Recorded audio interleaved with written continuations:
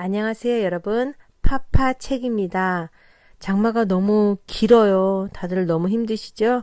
우리 모두 함께 조금만 더 힘내고요. 오늘 함께 읽어볼 이야기는 사랑방 손님과 어머니입니다. 너무 잘 아시죠? 저도 소리내서 읽어봤더니 그 마음의 아주 작은 떨림까지 너무 가깝게 느껴지는 듯해서 아주 좋았습니다. 이 이야기 들으시면서 여러분 가슴에 아주 작은 설레임 안고 행복한 꿈 꾸시면서 편히 주무시길 바라겠고요. 저희 어머니 만두 만드는 짤 끝나고 이야기 바로 이어집니다. 좋은 밤 되세요. 파파책입니다.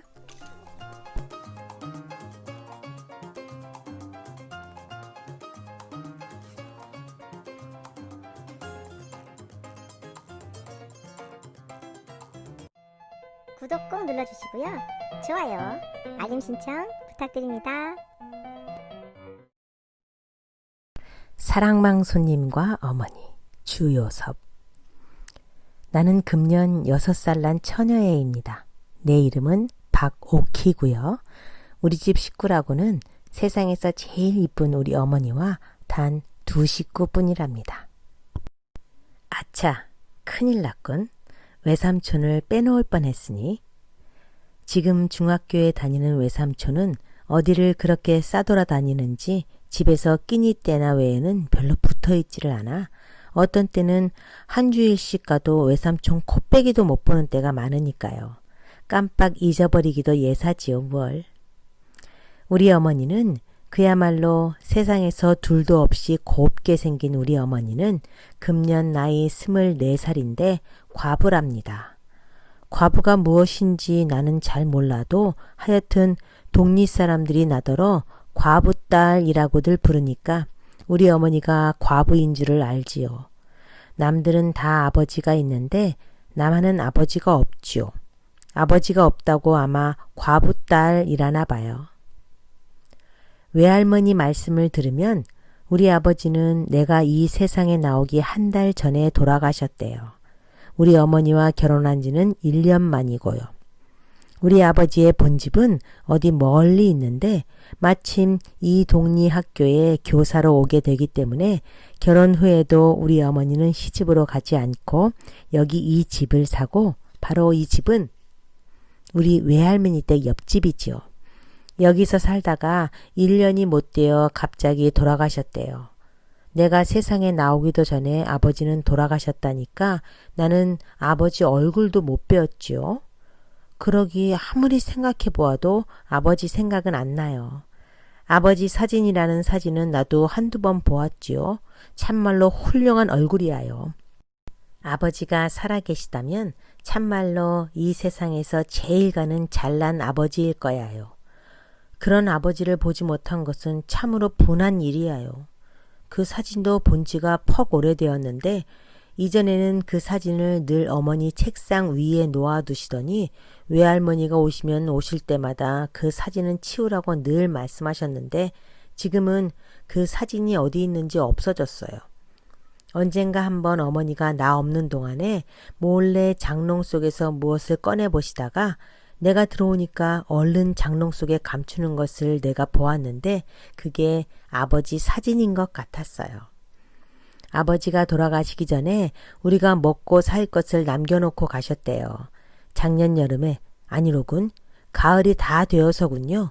하루는 어머니를 따라서 저 여기서 한 10리나 가서 조그만 산이 있는 데를 가서 거기서 밤도 따먹고 또 그 산 밑에 초가집에 가서 닭 고깃국을 먹고 왔는데 거기 있는 땅이 우리 땅이래요. 거기서 나는 추수로 밥이나 굶지 않게 된다고요. 그래도 반찬 사고 과자 사고 할 돈은 없대요. 그래서 어머니가 다른 사람의 바느질을 맡아서 해주셔요.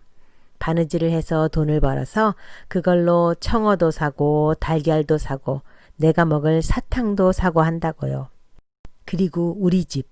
정말 식구는 어머니와 나와 단 둘뿐인데 아버님이 계시던 사랑방이 비어 있으니까 그 방도 쓸 겸 또 어머니의 잔심부름 해줄 겸 해서 우리 외삼촌이 사랑방에 와 있게 되었대요. 금년 봄에는 나를 유치원에 보내준다고 해서 나는 너무나 좋아서 동무 아이들한테 실컷 자랑을 하고 나서 집으로 돌아오노라니까 사랑에서 큰 외삼촌이 우리 집 사랑에 와 있는 외삼촌의 형님 말이에요. 웬 낯선 사람 하나와 앉아서 이야기를 하고 있었습니다. 큰 외삼촌이 나를 보더니 오키야 하고 부르겠지요. 오키야 이리 온 와서 이 아저씨께 인사드려라. 나는 어째 부끄러워서 비슬비슬 하니까 그 낯선 손님이 그 얘기 참 곱다. 자네 조카 딸인가? 하고 큰 외삼촌더러 묻겠지요. 그러니까 큰 외삼촌은 내 누이의 딸 경성군의 유복녀 외딸일세 하고 대답합니다. 오케야 이리 온? 응? 그 눈은 꼭 아버지를 닮았네 그려? 하고 낯선 손님이 말합니다. 자 오키야 커단 처녀가 왜 저 모양이야? 어서 와서 이 아저씨께 인사해요. 너희 아버지의 옛날 친구신데 오늘부터 이 사랑에 계실 텐데 인사 여쭙고 친해두어야지. 나는 이 낯선 손님이 사랑에 계시게 된다는 말을 듣고 갑자기 즐거워졌습니다. 그래서 그 아저씨 앞에 가서 사부시 절을 하고는 그만 앞마당으로 뛰어들어왔지요. 그 낯선 아저씨와 큰 외삼촌은 소리를 크게 내서 웃더군요. 나는 안방으로 들어오는 나름으로 어머니를 붙들고 엄마, 사랑방에 큰 삼촌이 아저씨를 하나 데리고 왔는데 그 아저씨가 이제 사랑에 있는데 하고 법석을 하니까 응 그래 하고 어머니는 벌써 안다는 듯이 대수롭지 않게 대답을 하더군요. 그래서 나는 언제부터 와 있나? 하고 물으니까 오늘부텀? 에그 좋아 하고 내가 손뼉을 치니까 어머니는 내 손목을 꼭 붙잡으면서 왜 이리 수선이야? 그럼 작은 외삼촌은 어디로 가나? 외삼촌도 사랑에 계시지? 그럼 둘이 있나? 한 방에 둘이 있어? 왜? 장집은 닫고 외삼촌은 아랫방에 계시고 그 아저씨는 윗방에 계시고 그러지. 나는 그 아저씨가 어떠한 사람인지는 몰랐으나 첫날부터 내게는 퍽 고맙게 굴고 나도 그 아저씨가 꼭 마음에 들었어요. 어른들이 저희끼리 말하는 것을 들으니까 그 아저씨는 돌아가신 우리 아버지와 어렸을 적 친구라고요. 어디 먼 데 가서 공부를 하다가 요새 돌아왔는데 우리 동리학교 교사로 오게 되었대요. 또 우리 큰 외삼촌과도 동무인데 이 동리에는 하숙도 별로 깨끗한 곳이 없고 해서 윗사랑으로 와 계시게 되었다고요. 또 우리도 그 아저씨한테서 밥값을 받으면 살림에 보탬이 좀 되고 한다고요. 그 아저씨는 그림책을 얼마든지 가지고 있어요. 내가 사랑방으로 나가면 그 아저씨는 나를 무릎에 앉히고 그림책들을 보여줍니다. 또 가끔 과자도 주고요. 어느 날은 점심을 먹고 이내 살그머니 사랑에 나가보니까 아저씨는 그때야 점심을 잡수셔요. 그래 가만히 앉아서 점심 잡숫는 걸 구경하고 있노라니까 아저씨가 오키는 어떤 반찬을 제일 좋아하노? 하고 묻겠죠. 그래 삶은 달걀을 좋아한다고 했더니 마침 상에 놓인 삶은 달걀을 하나를 집어주면서 나더러 먹으라고 합니다. 나는 그 달걀을 벗겨 먹으면서 아저씨는 무슨 반찬이 제일 맛나오? 하고 물으니까 그는 한참이나 빙그레 웃고 있더니 나도 삶은 달걀 하겠지요.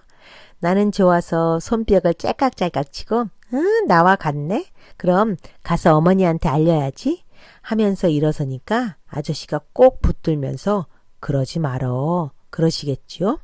그래도 나는 한번 마음을 먹은 다음엔 꼭 그대로 하고야 마는 성미지요. 그래 앞마당으로 뛰쳐 들어가면서 엄마 사랑 아저씨도 나처럼 삶은 달걀을 제일 좋아한대 하고 소리를 질렀지요. 떠들지 말어 하고 어머니는 눈을 흘기십니다. 그러나 사랑 아저씨가 달걀을 좋아하는 것이 내게는 썩 좋게 되었어요. 그것은 그 다음부터는 어머니가 달걀을 많이씩 사게 되었으니까요. 달걀 장수 노파가 오면 한꺼번에 10알도 사고 20알도 사고 그래선 두고두고 삶아서 아저씨 상에도 놓고 또 의뢰에 나도 하나씩 주고 그래요. 그뿐만 아니라 아저씨한테 놀러 나가면 가끔 아저씨가 책상 서랍 속에서 달걀을 한두 알 꺼내서 먹으라고 주지요. 그래 그 다음부터는 나는 아주 실컷 달걀을 많이 먹었어요. 나는 아저씨가 매우 좋았어요. 많은 외삼촌은 가끔 툴툴 하는 때가 있었어요. 아마 아저씨가 마음에 안 드나 봐요.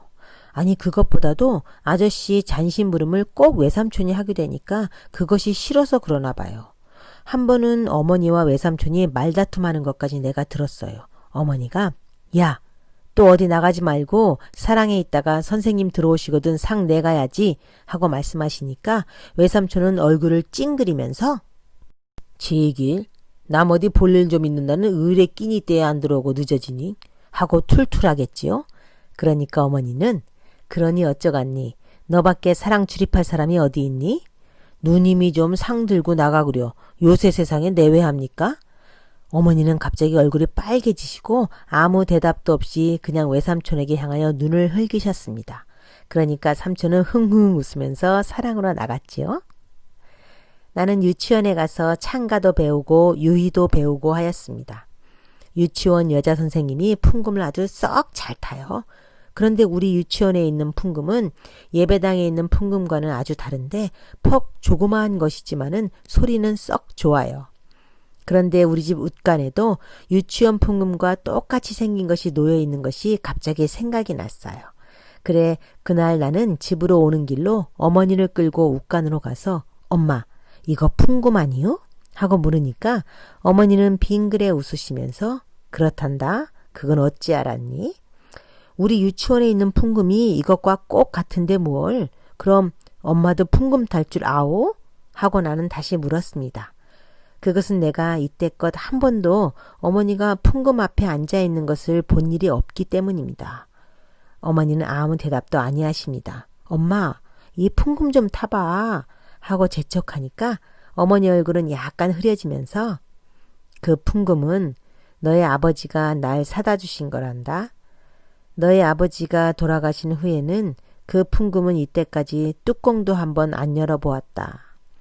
이렇게 말씀하시는 어머니 얼굴을 보니까 금방 울음보가 터질 것만 같이 보여서 나는 그만 엄마 나 사탕 줘 하면서 아랫방으로 끌고 내려왔습니다. 아저씨가 사랑방에 와 계신 지 벌써 여러 밤을 잔 뒤입니다. 아마 한 달이나 되었죠. 나는 거의 매일 아저씨 방에 놀러 갔습니다. 어머니는 나더러 그렇게 가서 귀찮게 굴면 못 쓴다고 가끔 꾸지람을 하시지만 정말인즉 나는 조금도 아저씨를 귀찮게 굴지는 않았습니다. 도리어 아저씨가 나를 귀찮게 굴었지요. 오키누는 아버지 닮았다. 고 고운코는 아마 어머니를 닮았지? 고 입하고 응? 그러냐 안 그러냐? 어머니도 오키처럼 곱지? 응? 이렇게 여러 가지로 물을 적도 있었습니다. 그래서 나는 아저씨 입대 우리 엄마 못 봤소? 하고 물었더니 아저씨는 잠잠합니다. 그래서 나는 우리 엄마 보러 들어갈까? 하면서 아저씨 소매를 잡아당겼더니 아저씨는 펄쩍 뛰면서 아니 안 돼. 난 지금 분주해서 하면서 나를 잡아 끌었습니다. 그러나 정말로 무슨 그리 분주하지도 않은 모양이었어요. 그러기 나더러 가란 말도 않고 그냥 나를 붙들고 앉아서 머리도 쓰다듬어주고 뺨에 입도 맞추고 하면서 요 저고리 누가 해주지? 밤에 엄마하고 한자리에서 자니? 하는 등 쓸데없는 말을 자꾸만 물었지요. 그러나 웬일인지 나를 그렇게도 귀해해 주던 아저씨도 아랫방에 외삼촌이 들어오면 갑자기 태도가 달라지지요.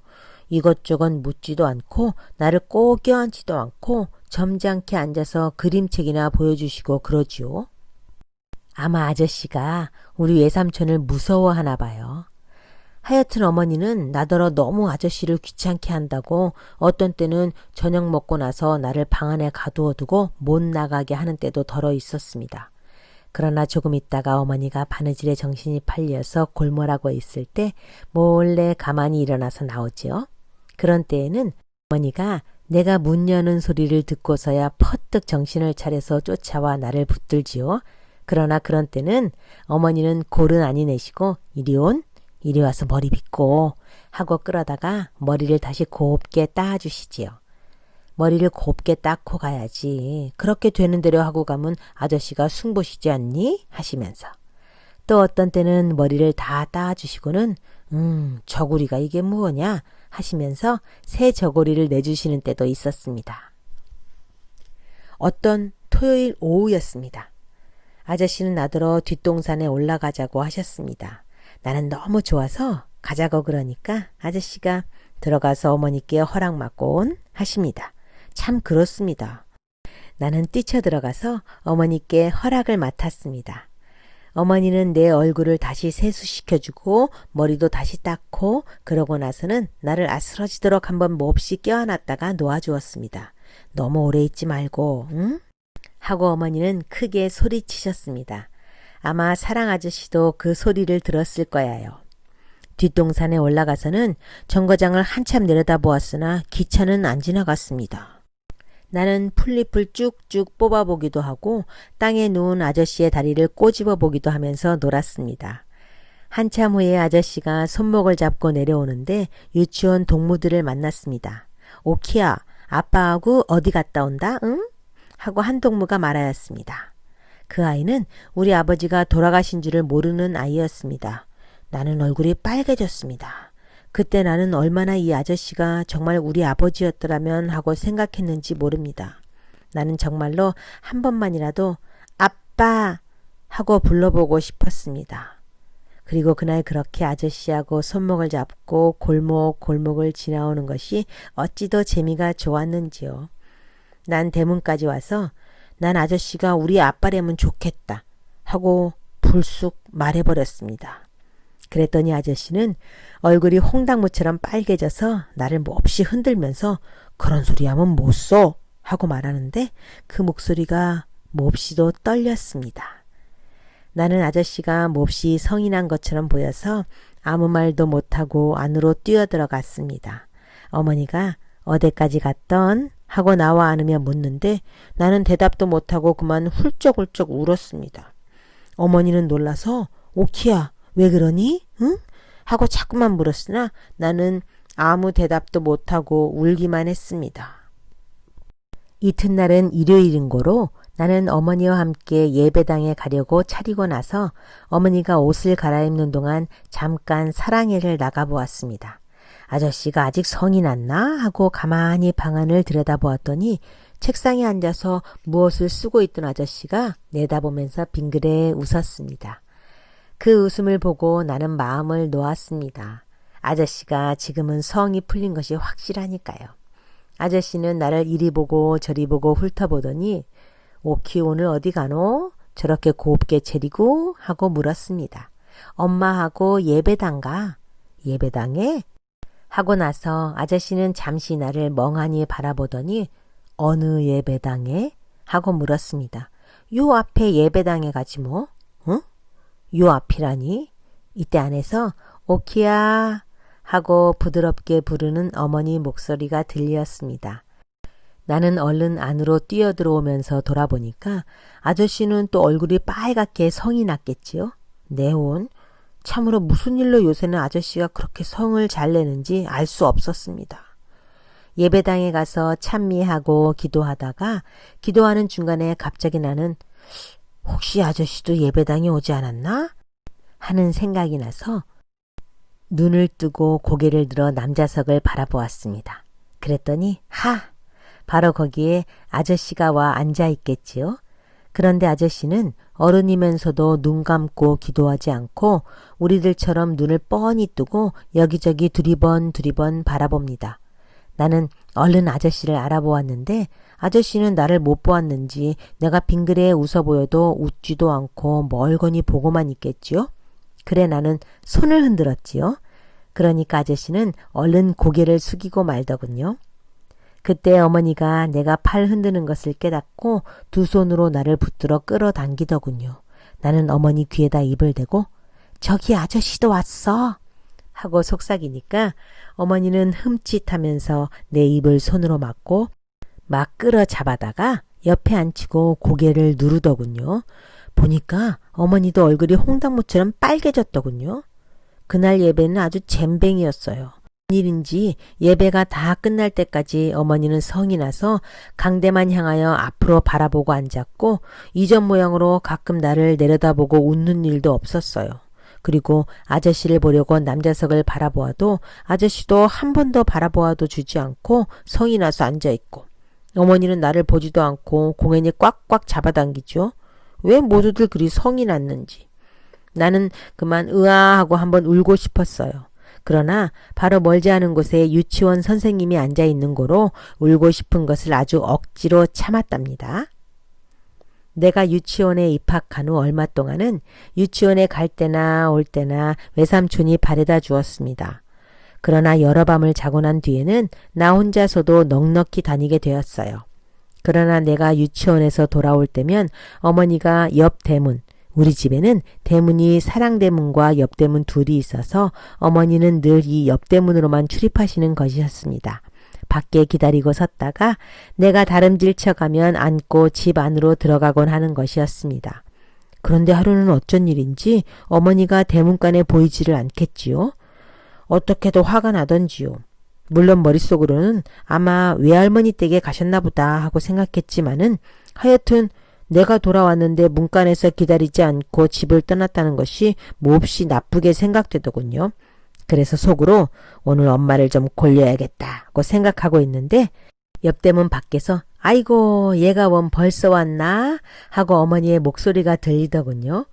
그 순간 나는 얼른 신을 벗어들고 안방으로 뛰어들어가서 벽장문을 열고 그 속에 들어가서 숨어버렸습니다. 오키야, 오키야, 너 여태 안 왔니? 하는 어머니의 목소리가 바로 뜰에서 나더니 여태 안 왔군 하면서 밖으로 나가는 모양이었습니다. 나는 재미가 나서 혼자 흥흥 웃었습니다. 한참을 있더니 집에서는 온통 야단이 났습니다.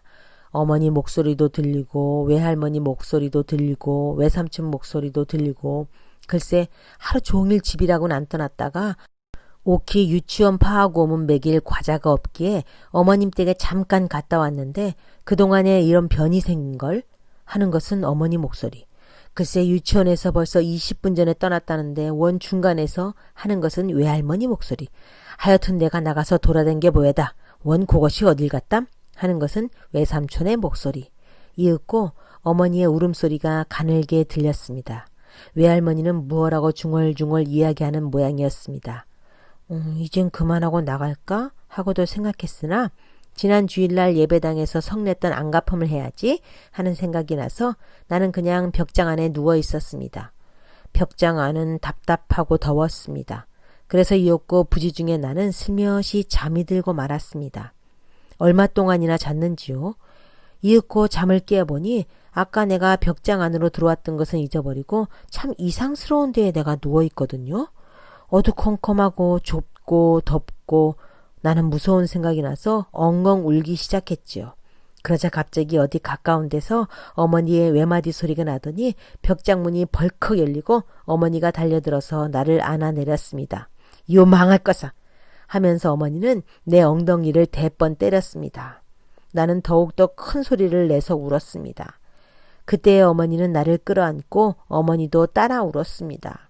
오키야. 오키야? 응, 이젠 괜찮다. 엄마 여기 있지 않니? 응, 울지 마라, 오키야. 엄마는 오키 하나면 그뿐이다. 오키 하나만 바라고 산다. 난 너 하나면 그뿐이야. 세상 다 일이 없다. 오키만 있으면 바라고 산다. 오키야, 울지 마라, 응? 울지 마라, 응? 울지 마라. 이렇게 어머니는 나더러 자꾸 울지 말라고 하면서도 어머니는 그치지 않고 자꾸자꾸 울었습니다. 외할머니는 원 그것이 도깨비가 들렸단 말인가? 벽장 속엔 왜 숨는담? 하고 앉아있고 외삼촌은 에이 재수나시다 하면서 밖으로 나갔습니다. 이튿날 유치원을 파하고 집으로 오게 된 때 나는 갑자기 어제 벽장 속에 숨었다가 어머니를 몹시 울게 했던 생각이 나서 집으로 돌아가기가 어쩐지 부끄러워졌습니다. 오늘은 어머니를 좀 기쁘게 해드려야 할 텐데 무엇을 갖다 드리면 기뻐할까 하고 생각하였습니다. 그러자 문득 유치원 안에 선생님 책상 위에 놓여있던 꽃병 생각이 났습니다. 그 꽃병에는 나는 이름도 모르나 곱고 빨간 꽃이 꽂혀 있었습니다. 그런 꽃은 개나리도 아니고 진달래도 아니었습니다. 그 꽃은 나도 잘 알고 또 그런 꽃은 벌써 피었다가 져버린 후였습니다. 무슨 서양꽃이려니 하고 나는 생각하였습니다. 나는 우리 어머니가 꽃을 사랑하는 줄을 잘 압니다. 그래서 그 꽃을 갖다가 드리면 어머니가 몹시 기뻐하려니 하고 생각하였습니다. 그래서 나는 도로 유치원 방 안으로 들어갔습니다. 마침 방 안에는 아무도 없었습니다. 선생님도 잠깐 어디를 가셨는지 보이지 않았습니다. 그래 나는 그 꽃을 두억이 얼른 빼들고 다름질쳐 나왔지요. 집에 오니 어머니는 문간에서 기다리고 있다가 나를 안고 들어왔습니다. 그 꽃은 어디서 났니? 퍽 곱구나. 고 어머니가 말씀하셨습니다. 그러나 나는 갑자기 말문이 막혔습니다. 이건 엄마 드리려고 유치원에서 가져왔어 하고 말하기가 어째 몹시 부끄러운 생각이 들었습니다. 그래 잠깐 망설이다가 응? 이 꽃? 저 사랑 아저씨가 엄마 갖다 주라고 줘 하고 불쑥 말했습니다. 그런 거짓말이 어디서 그렇게 툭 튀어나왔는지 나도 모르죠. 꽃을 들고 냄새를 맡고 있던 어머니는 내 말이 끝나기가 무섭게 몹시 놀란 사람처럼 화다닥 하였습니다. 그러고는 금시에 어머니 얼굴이 그 꽃보다 더 빨갛게 되었습니다. 그 꽃을 든 어머니 손가락이 파르르 떠는 것을 나는 보았습니다. 어머니는 무슨 무서운 것을 생각하는 듯이 방 안을 휘 한번 둘러보시더니 오키야, 그런 걸 받아오면 안 돼 하고 말하는 목소리는 몹시 떨렸습니다. 나는 꽃을 그렇게도 좋아하는 어머니가 이 꽃을 받고 그렇게 성을 낼 줄은 참으로 뜻밖이었습니다. 어머니가 그렇게도 성을 내는 것을 보니까 그 꽃을 내가 가져왔다고 그러지 않고 아저씨가 주더라고 거짓말을 한 것이 참 잘 되었다고 나는 속으로 생각하였습니다. 어머니가 성을 내는 까닭을 나는 모르지만 하여튼 성을 낼 바에야 내게 내는 것보다 아저씨에게 내는 것이 내게는 나았기 때문입니다. 한참 있더니 어머니는 나를 방 안으로 데리고 들어와서 오키야, 너 이 꽃 이야기 아무 보고도 하지 말아라, 응? 하고 타일러 주었습니다. 나는 응? 하고 대답하면서 고개를 여러 번 까댁까댁 했습니다. 어머니가 그 꽃을 곧 내버릴 줄로 나는 생각했습니다마는 내버리지 않고 꽃병에 꽂아서 풍금 위에 놓아두었습니다. 아마 퍽 여러 밤 자도록 그 꽃은 거기 놓여 있어서 마지막에는 시들었습니다. 꽃이 다 시들자 어머니는 가위로 그 대는 잘라내버리고 꽃만은 찬송과 갈피에 곱게 끼워두었습니다. 내가 어머니께 꽃을 갖다 주던 날 밤에 나는 또 사랑에 놀러 나가서 아저씨 무릎에 앉아서 그림책을 보고 있었습니다. 갑자기 아저씨 몸이 흠칫하였습니다. 그리고는 귀를 기울입니다. 나도 귀를 기울였습니다. 풍금소리. 그 풍금소리는 분명 안방에서 흘러나오는 것이었습니다. 엄마가 풍금을 타나 보다 하고 나는 벌떡 일어나서 안으로 뛰어들어갔습니다. 안방에는 불을 켜지 않았습니다. 그러나 그때는 음력으로 보름께나 되어서 달이 낯같이 밝은데 은빛 같은 흰 달빛이 방 안 절반 가득히 차 있었습니다. 나는 흰옷을 입은 어머니가 풍금 앞에 앉아서 고요히 풍금 타시는 것을 보았습니다. 나는 나이 지금 6살밖에 안 되었지만은 하여튼 어머니가 풍금을 타는 것을 보는 것은 오늘이 처음이었습니다. 어머니는 우리 유치원 선생님보다도 풍금을 더 잘 타시는 것이었습니다. 나는 어머니 곁으로 갔습니다마는 내가 곁에 온 것도 깨닫지 못하는지 그냥 까딱하니 하고 앉아서 풍금을 탔습니다. 조금 있더니 어머니는 풍금 곡조에 맞추어서 노래를 부르기 시작하였습니다.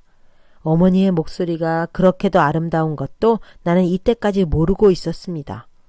어머니는 참으로 우리 유치원 선생님보다도 목소리가 훨씬 더 곱고 또 노래도 훨씬 더 잘 부르시는 것이었습니다. 나는 가만히 서서 어머니 노래를 들었습니다. 그 노래는 마치도 은시를 타고 별나라에서 내려오는 노래처럼 아름다웠습니다. 그러나 얼마 오래지 않아 목소리는 약간 떨리기 시작하였습니다. 가늘게 떨리는 노랫소리, 그에 따라 풍금에 가는 소리도 바르르 떠는 듯 했습니다. 노랫소리는 차차 가늘어지더니 마지막에는 사르르 없어져 버렸습니다. 풍금 소리도 사르르 없어졌습니다. 어머니는 고요히 풍금에서 일어나시더니 옆에 섰는 내 머리를 쓰다듬었습니다. 그 다음 순간 어머니는 나를 안고 마루로 나오셨습니다. 어머니는 아무 말씀도 없이 그냥 나를 꼭꼭 껴안는 것이었습니다. 달빛을 한박 받은 내 어머니 얼굴은 몹시도 새하얗다고 생각되었습니다. 우리 어머니는 참으로 천사 같다고 생각하였습니다. 우리 어머니의 새하얀 두 뺨 위로는 쉴 새 없이 두 줄기 눈물이 줄줄 흘러내리고 있는 것을 나는 보았습니다. 그것을 보니 나도 갑자기 울고 싶어졌습니다. 어머니 왜 울어? 하고 나도 훌쩍거리면서 물었습니다. 오키야, 응? 한참 동안 어머니는 아무 말씀도 없었습니다. 그러나 한참 후에 오키야, 너 하나면 그뿐이다. 엄마, 어머니는 다시 대답이 없으셨습니다. 하루는 밤에 아저씨 방에서 놀다가 졸려서 안방으로 들어오려고 일어서니까 아저씨가 하얀 봉투를 서랍에서 꺼내어 내게 주었습니다. 오키, 이거 갖다가 엄마 드리고 지나간 달 밥값이라고, 응? 나는 그 봉투를 갖다가 어머니께 드렸습니다. 어머니는 그 봉투를 받아들자 갑자기 얼굴이 파랗게 질렸습니다. 그 전날 달밤에 마루에 앉았을 때보다도 더 새하얗다고 생각되었습니다. 어머니는 그 봉투를 들고 어쩔 줄을 모르는 듯이 초조한 빛이 나타났습니다. 나는 그거 지나간 달 밥값이래 하고 말을 하니까 어머니는 갑자기 잠자다 깨나는 사람처럼 응? 하고 놀라더니 또 금시에 백지장같이 새하얗던 얼굴이 빨갛게 물들었습니다. 봉투 속으로 들어갔던 어머니의 파들파들 떨리는 손가락이 지전을 몇 장 끌고 나왔습니다. 어머니는 입술에 약간 웃음을 띠면서 후 하고 한숨을 내쉬었습니다. 그러나 그것도 잠깐 다시 어머니는 무엇에 놀랐는지 흠칫하더니 금시의 얼굴이 다시 새하얘지고 입술이 바르르 떨렸습니다. 어머니의 손을 바라다 보니 거기에는 지전 몇 장 외에 네모로 접은 하얀 종이가 한 장 접혀 있는 것이었습니다.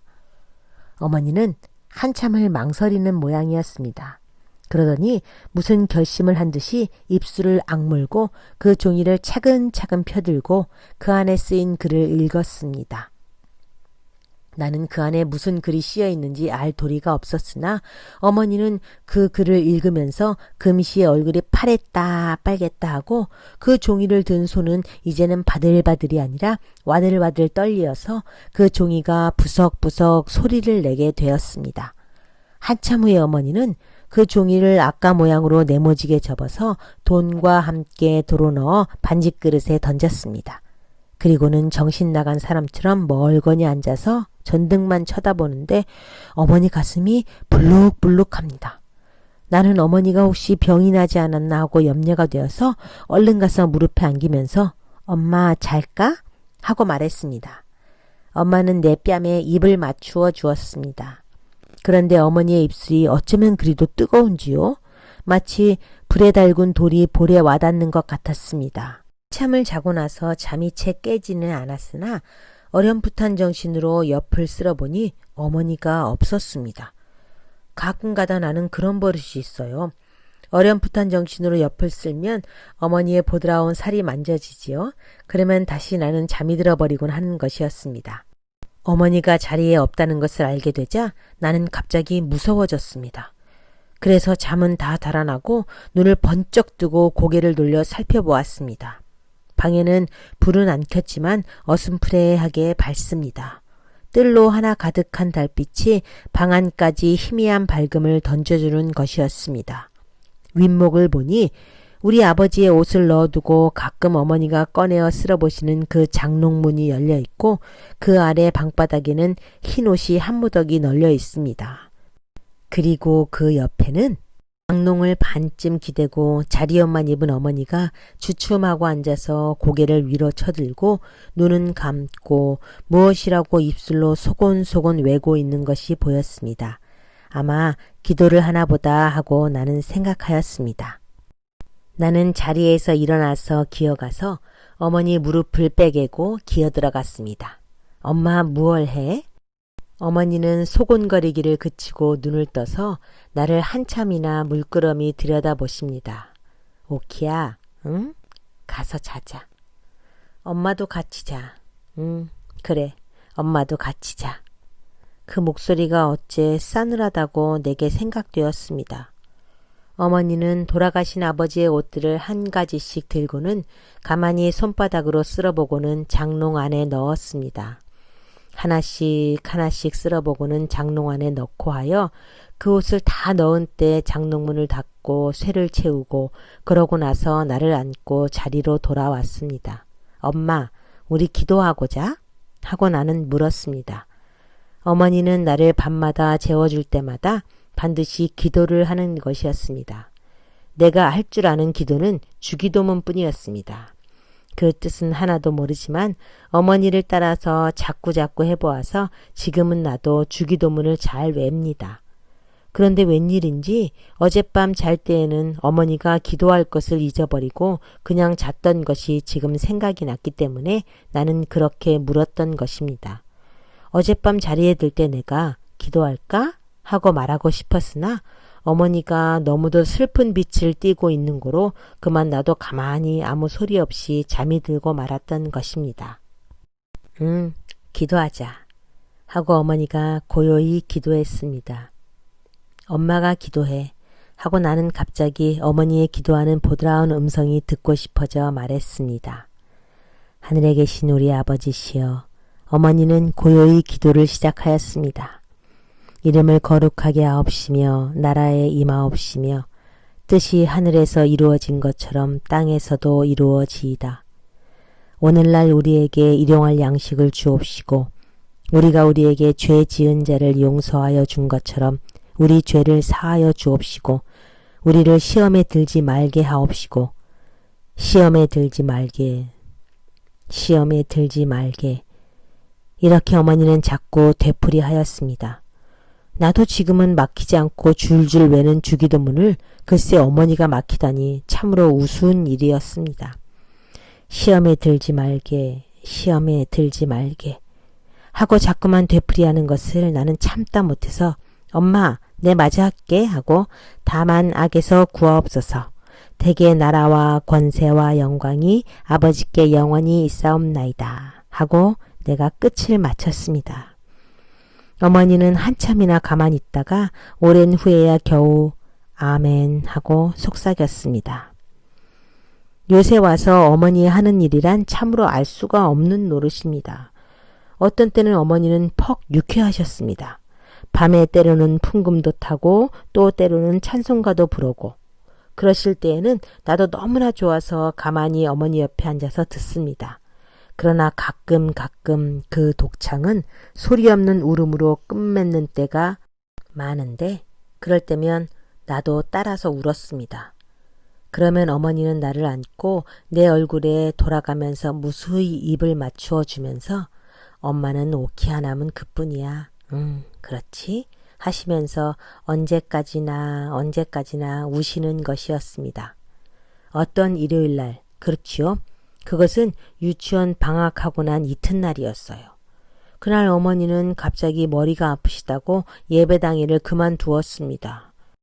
사랑에서는 아저씨도 어디 나가고 외삼촌도 나가고 집에는 어머니와 나와 단둘이 있었는데 머리가 아프다고 누워 계시던 어머니가 나를 부르시더니 오키야, 너 아빠가 보고 싶으니? 하고 물으십니다. 우리도 아빠 하나 있으면. 나는 혀를 까불리고 어리광을 좀 부려가면서 대답을 했습니다. 한참 동안을 어머니는 아무 말씀도 아니하시고 천장만 바라보시더니 오키야, 오키 아버지는 오키가 세상에 나오기도 전에 돌아가셨단다. 오키도 아빠가 없는 건 아니지. 그저 일찍 돌아가셨지. 오키가 이제 아버지를 새로 또 가지면 세상이 욕을 한단다. 오키는 아직 철이 없어서 모르지만 세상이 욕을 한단다. 사람들이 욕을 해. 오키 어머니는 환양년이다. 이러고 세상이 욕을 해. 오키 아버지는 죽었는데 오키는 아버지가 또 하나 생겼대. 참 망측도 하지? 이러고 세상이 욕을 한단다. 그리되면 오키는 언제나 손가락질을 받고 오키는 커도 시집도 훌륭한데 못 가고 오키가 공부를 해서 훌륭하게 돼도 그까지도 환양년의 딸? 이러고 남들이 욕을 한단다. 이렇게 어머니는 혼잣말 하시듯 드문드문 말씀하셨습니다. 그리고는 한참 있더니 오키야 하고 또 부르십니다. 오키는 언제나 내 곁을 안 떠나지? 오키는 언제나 엄마하고 같이 살지? 오키는 엄마가 늙어서 꼬부랑 할미가 되어도 그래도 오키는 엄마하고 같이 살지? 오키가 유치원 졸업하고 또 소학교 졸업하고 또 중학교 졸업하고 또 대학교 졸업하고 오키가 조선서 제일 훌륭한 사람이 돼도 그래도 오키는 엄마하고 같이 살지? 응? 오키는 엄마를 얼만큼 사랑하나? 이만큼 하고 나는 두 팔을 쫙 벌려 보였습니다. 응? 얼만큼? 그만큼? 언제나 오키는 엄마만 사랑하지? 그리고 공부도 잘하고 그리고 훌륭한 사람이 되고 나는 어머니의 목소리가 떨리는 것으로 보아 어머니가 또 올까봐 겁이 나서 엄마 이만큼 하면서 두 팔을 쫙쫙 벌리었습니다. 어머니는 울지 않으셨습니다. 그래. 오키 엄마는 오키 하나면 그뿐이야. 세상 다른 건 다 소용없어. 우리 오키 하나면 그만이야. 그렇지 오키야? 응. 어머니는 나를 당겨서 꼭 껴안고 내 가슴이 막혀 들어올 때까지 자꾸만 껴안아 주었습니다.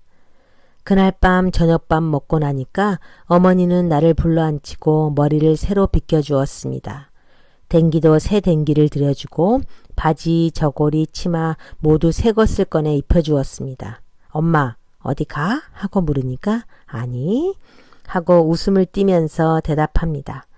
그러더니 풍금 옆에서 새로 달인 하얀 손수건을 내리어 내 손에 쥐어주면서 이 손수건 저 사랑아저씨 손수건인데 이것 아저씨 갖다 드리고 와. 응? 오래 있지 말고 손수건만 갖다 드리고 이내 와. 응? 하고 말씀하셨습니다. 손수건을 들고 사랑으로 나가면서 나는 접혀진 손수건 속에 무슨 발각발각하는 종이가 들어있는 것처럼 생각되었습니다마는 그것을 펴보지 않고 그냥 갖다가 아저씨에게 주었습니다. 아저씨는 방에 누워있다가 벌떡 일어나서 손수건을 봤는데 웬일인지 아저씨는 이전처럼 나보고 빙그레 웃지도 않고 얼굴이 몹시 파랬습니다. 그리고는 입술을 질근질근 깨물면서 말 한마디 아니하고 그 수건을 봤더군요. 나는 어째 이상한 기분이 들어서 아저씨 방에 들어가 앉지도 못하고 그냥 되돌아서 안방으로 돌아왔지요. 어머니는 풍금 앞에 앉아서 무엇을 그리 생각하는지 가만히 있더군요. 나는 풍금 옆으로 가서 가만히 그 옆에 앉아 있었습니다. 이윽고 어머니는 조용조용히 풍금을 타십니다.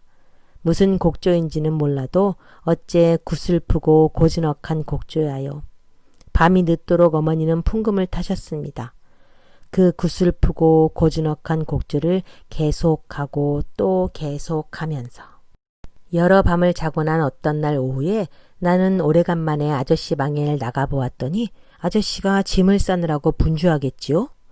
내가 아저씨에게 손수건을 갖다 드린 다음부터 웬일인지 아저씨가 나를 보아도 언제나 퍽 슬픈 사람, 무슨 근심이 있는 사람처럼 아무 말도 없이 나를 물끄러미 바라다만 보고 있는 거로 나도 그리 자주 놀러 나오지 않았던 것입니다. 그랬었는데 이렇게 갑자기 짐 끓이는 것을 보고 나는 놀랐습니다. 아저씨 어디 가호? 응, 멀리로 간다. 언제? 오늘. 오늘 기차 타고? 응, 기차 타고.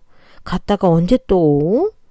아저씨는 아무 대답도 없이 서랍에서 이쁜 인형을 하나 꺼내어 내게 주었습니다. 오키, 이것 가져. 응? 오키는 아저씨 가고 남은 아저씨인이 잊어버리고 말겠지? 나는 갑자기 슬퍼졌습니다. 그래서 아니? 하고 얼른 대답하고 인형을 안고 안으로 들어왔습니다. 엄마 이것 봐. 아저씨가 이것 나 줬다오. 아저씨가 오늘 기차 타고 먼 데로 간대. 하고 내가 말했으나 어머니는 대답이 없으십니다. 엄마, 아저씨 왜 가오? 학교 방학했으니깐 가지. 어디로 가오? 아저씨 집으로 가지 어디로 가? 갔다가 또 오? 어머니는 대답이 없으십니다. 난 아저씨 가는 거 나쁘다. 하고 입을 쫑긋했으나 어머니는 그 말엔 대답 않고 오키야, 벽장에 가서 달걀 몇 알 남았나 보아라 하고 말씀하셨습니다. 나는 깡총깡총 방 안으로 들어갔습니다. 달걀은 6알이 있었습니다. 6알 하고 나는 소리쳤습니다. 응, 다 가지고 이리 나오너라. 어머니는 그 달걀 6알을 다 삶았습니다. 그 삶은 달걀 6알을 손수건에 싸놓고 또 반지에 소금을 조금 싸서 한기퉁이에 넣었습니다.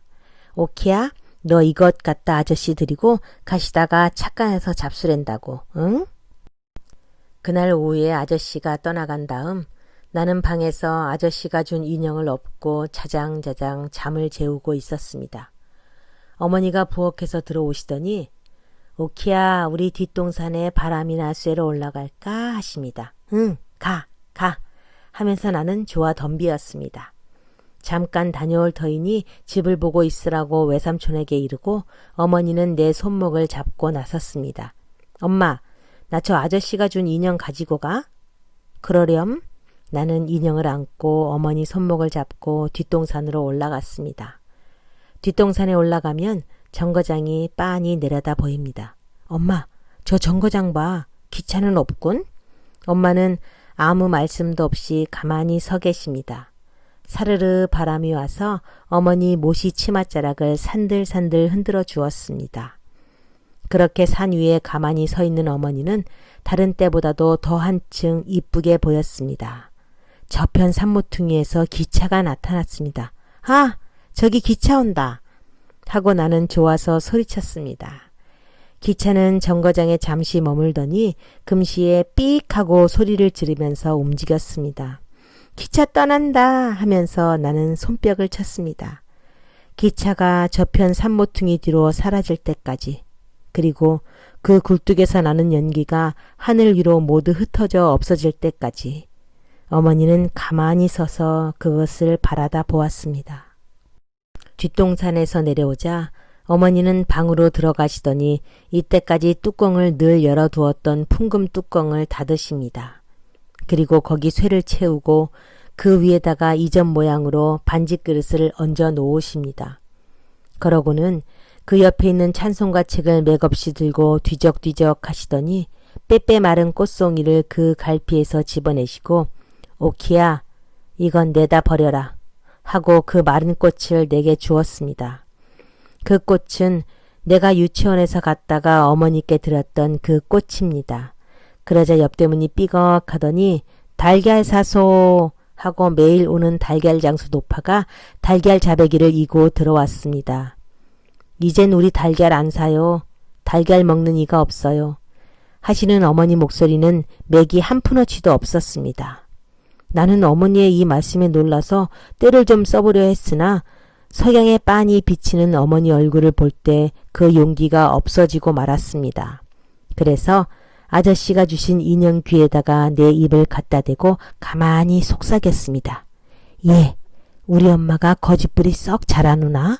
내가 달걀 좋아하는 줄 알면서 생 먹을 사람이 없대누나? 때를 좀 쓰고 싶다만 저 우리 엄마 얼굴 좀 봐라. 어쩌면 저리도 새파래졌을까? 아마 어디가 아픈가 보다. 라고요.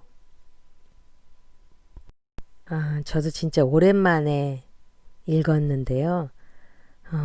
읽으면서도 뭐랄까 그 떨리는 마음?